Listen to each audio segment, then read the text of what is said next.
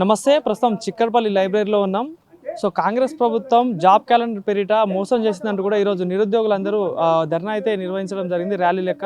So మాట్లాడదాం మరి వాళ్ళతో పాటు. అన్న ఏంటి మళ్ళీ ఈ మొన్న చేశారు ధర్నాలు, మళ్ళీ ధర్నాలు చేస్తూ ఉన్నారు ఏంటి? మరి కాంగ్రెస్ ప్రభుత్వం ఒక పక్క 60,000 ఉద్యోగాలు ఇస్తామని చెప్తా ఉంది కదా, మళ్ళీ ఎందుకు ఈ ధర్నాలు అంటే ఏం చెప్తారు?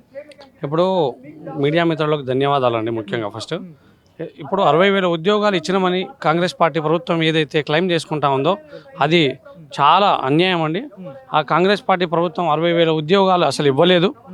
ఫస్ట్ తెలంగాణ అనేటువంటిది నీళ్లు నిధులు నియామకాలు అనేటువంటి లక్ష్యంగా పోరాడి తెచ్చుకున్నటువంటి తెలంగాణ రాష్ట్రంలో నీళ్లు ఆంధ్ర ప్రాంతమైనటువంటి నారా చంద్రబాబు నాయుడు గారికి వెళ్తూ ఉన్నాయి.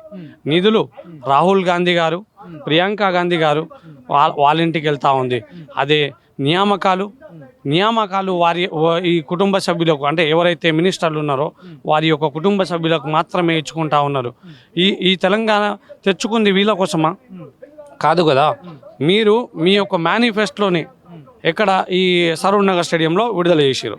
అందులో ఏమన్నారు? 1 సంవత్సరంలో మీరు 2 లక్షల జాబ్ క్యాలెండర్ అనేటువంటిది విడుదల చేస్తామన్నారు.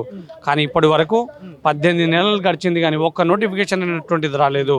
ప్రతి ఒక్క మీటింగ్, కార్నర్ మీటింగ్లు మీరు జరుపుకుంటూ 60,000 ఉద్యోగాలు ఇచ్చినా అనుకుంటున్నారు కదా. మీరు ఇచ్చినటువంటి నోటిఫికేషన్ ఎంత అనేటువంటిది కూడా నిరుద్యోగులే నోటిఫికేషన్ లేదని ధర్నాలు చేస్తున్నారంటూ స్వయాన ముఖ్యమంత్రి చెప్తా ఉన్నాడు కదా. ఇంతమంది నిరుద్యోగులు ఉన్నారు ఇక్కడ చిక్కడపల్లి లైబ్రరీకి వచ్చి చూడండి. గౌరవ ముఖ్యమంత్రి గారు, మీరు ఆనాడు అపోజిషన్లో ఉన్నప్పుడు రాహుల్ గాంధీ గారిని తీసుకొచ్చినటువంటి ఈ యొక్క మా లైబ్రరీలో మీరు రండి. ఇప్పుడు మీ క్యాబినెట్ మంత్రులను అందరినీ తీసుకొని రండి. ఇక్కడ ఉన్నటువంటి మా నిరుద్యోగులతో చర్చించండి. మీరు ఎన్ని ఉద్యోగాలు ఇచ్చారు అనేటువంటిది తెలుస్తుంది.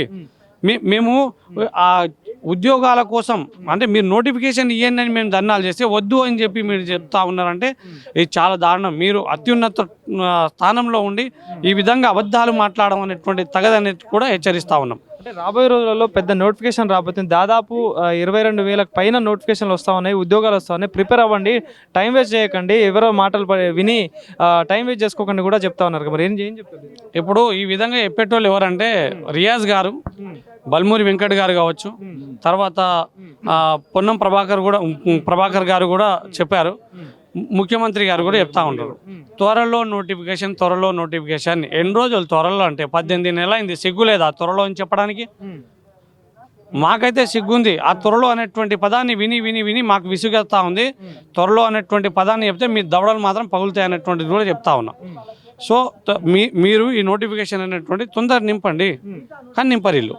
ఇప్పుడు ఒక్కొక్కరు అంటారు, ఇప్పుడు 17,000 ఉద్యోగాలని ఒకసారి, 22,000 ఉద్యోగాలని ఒకసారి, 33,000 ఉద్యోగాలు నింపుతామని ఒకసారి, 40,000 ఉద్యోగాలని. మీకు సక్రమంగా మీకు తెలియదు. గౌరవ ముఖ్యమంత్రి గారు ఇంకేం చెప్తారంటే 2.5 సంవత్సరాలలో మేము లక్ష ఉద్యోగాలు నింపబోతా ఉన్నాం అంటా ఉన్నారు. మీరు అన్నది ఏంది? మీ మేనిఫెస్టోలో ఏంది? మేనిఫెస్టోనే భగవద్గీత అనుకున్నారు కదా. సిగ్గుండాలి ఈ విధంగా మాకు మభ్య పెట్టడానికి. మేము ఇవ్వమంటే మీరు ఇవ్వము అని చెప్పండి ధైర్యంగా. మీరు చెప్తే కరెక్ట్ కదా. మేము అసలు ఇక్కడ రాము కదా. మేము ఇంటికి పోయి చదువుకుంటాం, ఇంటికి పోయి ఏదో పనులు చేసుకుంటాం. కానీ ఇక్కడ గత ప్రభుత్వం చేసిన తప్పుల వల్ల కోర్టులో కేసులు అవుతాయి, అందుకే మాకు నోటిఫికేషన్లకు ఇబ్బంది అవుతా ఉందని చెప్తా ఉన్నారు. ఇప్పుడు గత ప్రభుత్వంలో కేసులు అవుతా ఉన్నాయి అంటే ఆ నోటిఫికేషన్కి ఇప్పుడు ఆ నోటిఫికేషన్ ఇచ్చారు, అదంతా క్యాన్సిల్ అయిపోయింది. ఆ క్యాన్సిల్ చేయించింది ఎవరు? అప్పుడు జియో 29 తీసుకొచ్చింది మీరు కదా. కేసు చేయించింది ఎవరు? బల్మూరి వెంకట్ గారు కదా. మా నిరుద్యోగులకు తోనే కదా.